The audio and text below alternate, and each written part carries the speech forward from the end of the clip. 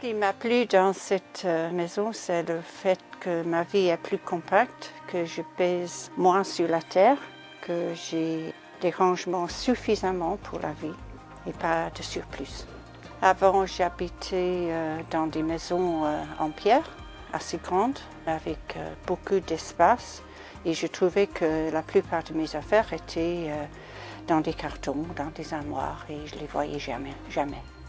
Ça prenait pas mal de temps, au moins 2 ans, 3 ans peut-être, le temps de réfléchir ce que je voulais et aussi de faire les démarches pour me débarrasser des choses.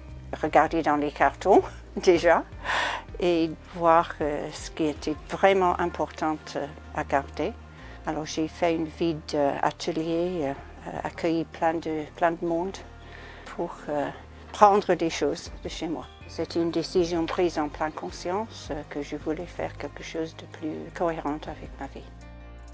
C'est tout en ossature bois, Douglas sur la structure et bardé à l'extérieur en red cedar. Et les finitions intérieures, c'est plutôt le pin et peuplier.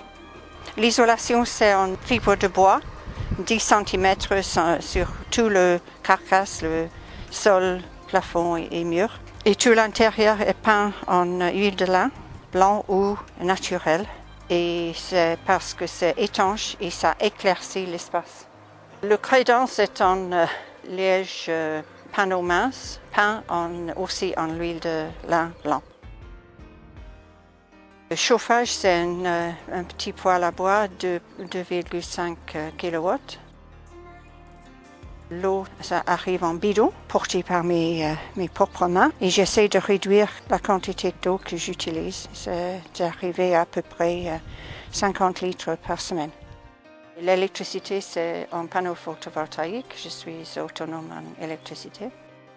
Avec la Tiny, pour se déplacer, ça prend une réflexion pour avoir quelqu'un pour le tracter et aussi pour préparer la maison parce qu'il y a beaucoup de choses qui risquent de bouger. Ça veut dire que je passe 2-3 jours à mettre mes affaires en carton pour que la Tiny puisse bouger sans avoir des dégâts. Mais je n'ai pas envie de bouger dans tout le monde. Il y a suffisamment à voir tout près de chez soi. J'aime bien être plus local. Où je suis posée, c'est un habitat groupé où on partage certaines choses, potager, machine à laver, troupeau de moutons, bascule de poules. On s'entraide avec les tâches de jardin, potager, à s'aimer, à planter, à récolter.